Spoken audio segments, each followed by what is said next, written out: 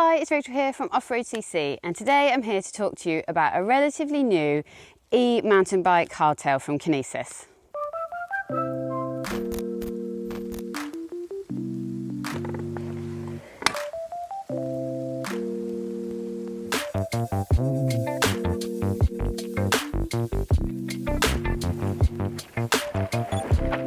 So, an e-hardtail, yep, and a British one at that. This is the Kinesis Rise, an electric hardtail from UK-based brand Kinesis. It's powered by a Fazua motor, and it's one of the very few lightweight e-mountain bikes out there. So it's joined in this category only by the Specialized Levo SL and the Lapierre E Zesty. Kinesis say this bike was born from the British love of a hardtail, something which is hard to deny. We do love a hard-hitting hardtail. But will we love a hard-hitting e-hardtail? That's something I had just 2 weeks to figure out with this bike. So let's get down to the tech details first. The Fazua motor used here is a small, sleek package with a 400 watt motor giving 50 Newton meters of torque and using a 250 watt hour battery. The system in my test bike came with a Black Pepper update, which allows the rider to take more control of the operation of the system. So by plugging the drive system straight into your computer, you can alter the assistance of the motor and make changes to the ride feel. So that's things such as ramp up, which is your acceleration power, and the support relation between the exertion of the rider and the assistance given.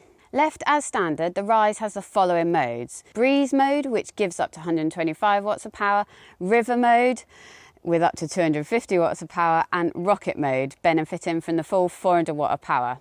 These modes are controlled by a small touch-sensitive unit which is integrated into the top tube.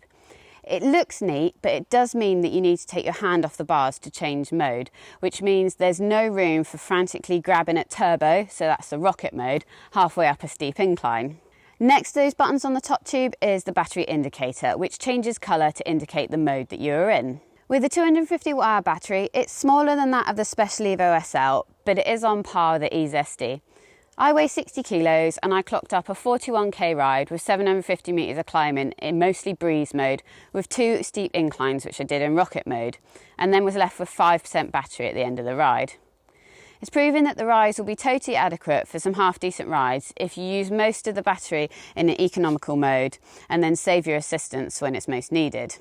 Kinesis and Fazua pull a trump card here though. The battery and the drive unit can be fully removed from the bike and replaced with a blanking plate, which allows you to ride totally unassisted. This drops 2.3 kilos from the 8.8 kilogram weight of the whole bike, and there's no drag either. So it feels just like a slightly heavy hardtail. When riding, the motor produces smooth power delivery. In its default sitting, this is particularly smooth, but remember you can alter the ramp up to give more acceleration. The motor, like any other on any other e-bike, is a tad noisy. You won't forget it's there, but it's something I've become accustomed to, both with this and other e-bikes. I found the motor loved high cadence, more than any other e-bike that I've ridden in the past too. Dropping the cadence soon felt like I was stirring porridge with my cranks, so I kept in easier gear and kept her spinning. The only other thing you need to know about this Fazua system is this.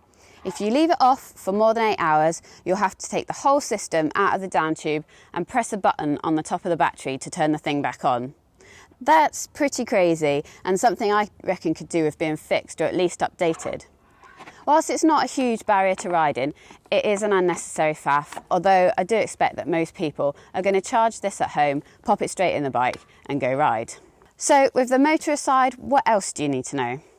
The Rise is an aluminium 29er hardtail with fairly progressive trail bike geometry. It gets a 130mm fork, and yep, I said that geometry is pretty progressive. So think a 461mm reach on this size L2, which is a medium equivalent. And then it gets a short 414mm seat tube, 66.7 degree head angle, and a 75.5 degree effective seat tube angle with a 170mm dropper to match. The 150mm on the L1 bike, which is a small one. As you can see, Kinesis have followed the likes of Specialized and done away with using small, medium, large, etc. to describe the size of their bikes. So they're using L1, L2 and so on. I really like this system. It means the riders won't categorise themselves into a person that rides a small, a medium or a large bike, and you can choose to ride any bike that fits you. The geometry, along with that 130mm X-Fusion E slide fork, makes for some decent trail hardtail riding. I'm not totally sure this is the aggressive hardtail that it's built to be, so the weight and the stiffness felt in the frame will soon curb some enthusiasm for that kind of riding. But this bike loves some flowy single track, whether that be off-piste or in the confines of a trail centre. Downhill, the weight of the bike soon gets hung up when the going gets rough, and similarly, the Rise doesn't give as much grip as a full suspension e-bike will do when you're going up rough climbs. But Kinesis have tried to manage this with larger 2.5-inch wide trail Maxxis tyres and some of their wide Sector 9E rims with a 35mm internal width to aid traction. It's a relatively comfy place to spin out on the miles on too.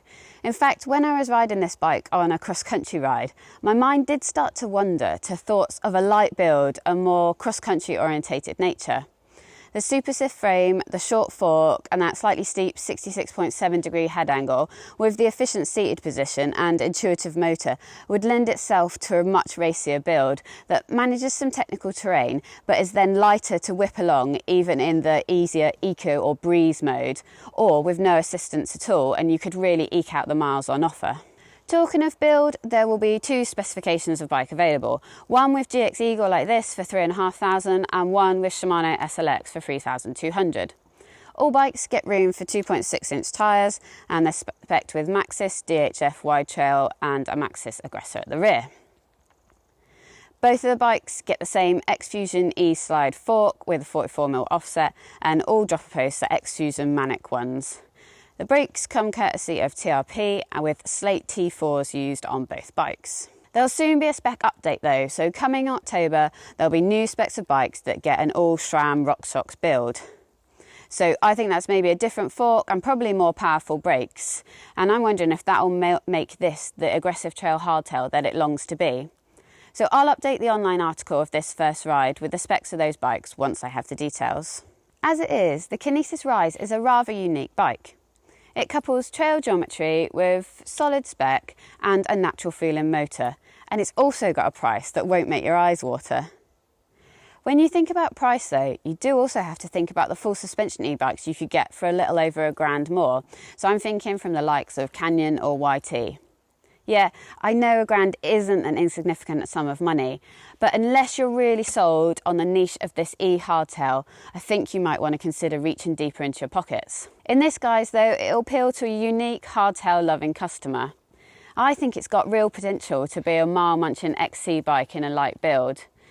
And remember, I'm firmly in the e-bike camp, and I reckon there's going to be an e-bike, and maybe a lightweight one like this, in everyone's future before too long. If you want to read more about this bike, and if you want to look at some more photos, plus get all the details of those new bikes that are due in stock and their specification, head over to www.off.road.cc now. Chuck Kinesis in the search bar and the first ride article will appear. If you want to see more videos like this, then hit subscribe so you can find us again more easily. Next time, I'm going to be reviewing the lightweight Specialized Turbo Levo SL, so I'm staying on the e-bike theme.